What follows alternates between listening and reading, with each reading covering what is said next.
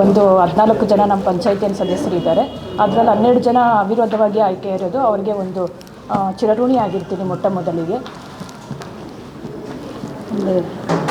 ಈಗ ತುಂಬ ಅಸಮಾಧಾನದ ನಡುವೆ ಕೂಡ ತಾವು ಅಧ್ಯಕ್ಷರಾಗಿದ್ದೀರಿ. ಆ ಒಂದು ನಿಟ್ಟಿನಲ್ಲಿ ಅವ್ರನ್ನೆಲ್ಲ ಯಾವ ರೀತಿ ಮುಂದಿನಲ್ಲಿ ಒಟ್ಟಿಗೆ ಸೇರಿಸ್ಕೊಂಡು ವಿಶ್ವಾಸಕ್ಕೆ ತಗೊಂಡು ಅಭಿವೃದ್ಧಿ ಒಂದು ವಿಚಾರವಾಗಿ ಜೊತೆಯಲ್ಲಿ ಸೇರಿಸ್ಕೊಂಡು ಯಾವ ರೀತಿ ಅಭಿವೃದ್ಧಿ ಮಾಡ್ತೀರಾ? ಈಗ ನಾನು ಸದಸ್ಯರಾಗಿ 4 ವರ್ಷ ಆಗಿದೆ. ನಮ್ಮ ಗಮನಕ್ಕಿದೆ ಏನೇನು ಆಗು ಹೋಗುಗಳಿದೆ ನಮ್ಮ ಪಂಚಾಯಿತಿಯಲ್ಲಿ ಒಂದು ಅಂತ. ಇನ್ನು 1 ವರ್ಷ ಅವಧಿಯಲ್ಲಿ ನಮ್ಮ ಕೈಯಲ್ಲಿ ಎಷ್ಟಾಗುತ್ತೋ, ಈಗ ನಮ್ಮ ಇವರು ಸಚಿವರಿದ್ದಾರೆ, MC ಸುಧಾಕರನ್ ಅವರಿದ್ದಾರೆ, ನಮ್ಮ ಜನಪ್ರಿಯ ಶಾಸಕರು ಪ್ರದೀಪ್ ಈಶ್ವರ್ ಅವರಿದ್ದಾರೆ, ನಮ್ಮ ಮುಖಂಡರುಗಳಿದ್ದಾರೆ, ಎಲ್ಲರೂ ಸದಸ್ಯರಿದ್ದಾರೆ. ಇವರೆಲ್ಲ ಒಂದು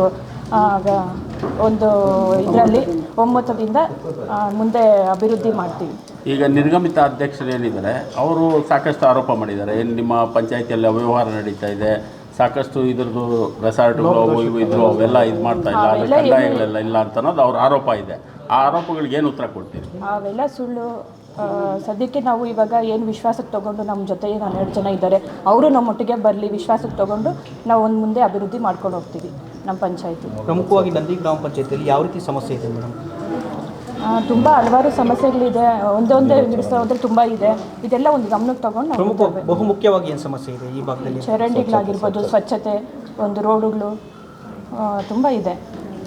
ನಿಮ್ಮ ಗೆಲುವಿಗೆ ಶಾಸಕರ ಸಹಕಾರ ಯಾವ ರೀತಿ ಇತ್ತು? ಪ್ರದೀಪ್ ಈಶ್ವರ್ ಅವರು ಸಹಕಾರ ಚೆನ್ನಾಗಿತ್ತು. ನಮ್ಮ MC ಸುಧಾಕರನ್ ಅವರಿದ್ದಾರೆ, ಪ್ರದೀಪ್ ಈಶ್ವರ್ ಅವರಿದ್ದಾರೆ, ನಮ್ಮ ಊರಿನ ಮುಖಂಡರಿದ್ದಾರೆ, ಮುರಳಿ ಅಣ್ಣವರಾಗಿರ್ಬೋದು, ಲಯರ್ಮೂರ್ತಿ ಅಣ್ಣ, ಮತ್ತು ಮಂಜಣ್ಣ, ಅಶೋಕಣ್ಣ ಅವರು, ಇನ್ನೂ ತುಂಬ ಹಲವಾರು ಜನ, JCP ಮಂಜಣ್ಣ, ಹಲವಾರು ಜನ ನಮ್ಮ ಜೊತೆಯಲ್ಲಿ ಬಂದು ಅವರೆಲ್ಲ ಒಂದು ಪ್ರೀತಿ ವಿಶ್ವಾಸಕ್ಕೆ ನಾನು ಅವ್ರಿಗೆ ಯಾವಾಗೂ ನಮ್ಮ ಫ್ಯಾಮಿಲಿ ಕಡೆಯಿಂದ, ನಮ್ಮ ಒಂದು ಕುಟುಂಬ ಕಡೆಯಿಂದ ಅವ್ರಿಗೆ ನಾನು ಯಾವಾಗೂ ಆಗುತ್ತೆ.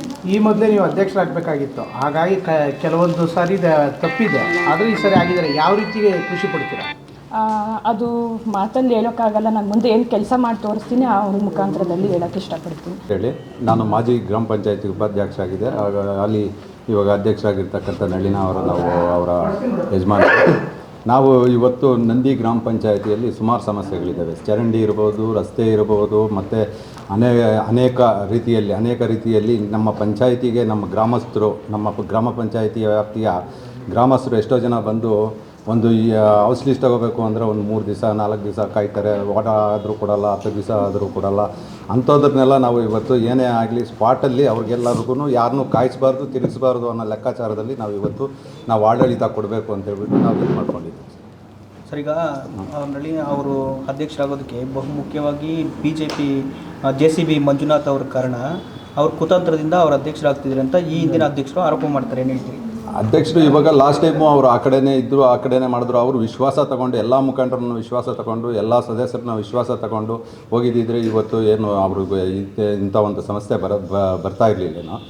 ಆದರೆ ಆದರೂ ಎಲ್ಲರನ್ನೂ ಇವಾಗ 14 ಜನ ಮೆಂಬರು ಸೇರಿ ಮತ್ತು ಎಲ್ಲ ಮುಖಂಡರನ್ನು ಸೇರಿ ಎಲ್ಲರನ್ನೂ ವಿಶ್ವಾಸಕ್ಕೆ ತಗೊಂಡು ನಾವು ಕೆಲಸ ಮಾಡಬೇಕು ಅಂದ್ಕೊಂಡು ಮುಂದಿನ ದಿನಗಳಲ್ಲಿ ನಾವು ಕೆಲಸ ಮಾಡಬೇಕು ಅಂದ್ಕೊಂಡಿದ್ದೀವಿ. ಅವ್ರ ಆರೋಪಕ್ಕೆ ಏನು ಹೇಳ್ತೀರಿ ಸರ್? ಅದು ಆರೋಪಕ್ಕೆ ಅದು ಸತ್ಯಕ್ಕೆ ದೂರವಾದ ಆರೋಪ. ಅದ್ರ ಬಗ್ಗೆ ನಾನೇನು ಹೆಚ್ಚಾಗಿ ಮಾತಾಡೋಕ್ಕೆ ಹೋಗೋದಿಲ್ಲ. ಯಾಕೆ ಅಂತಂದರೆ ಅದೆಲ್ಲ ಪರ್ಸ್ನಲ್ ಇದೆಲ್ಲ ನಾವು ಮೀಡಿಯಾ ಮುಂದೆ ನಾವೆಲ್ಲ ಇದು ಮಾಡೋದಕ್ಕಾಗೋದಿಲ್ಲ. ಅದು ಸತ್ಯಕ್ಕೆ ಆರೋಪ, ಅದು ದೂರವಾದದ್ದು.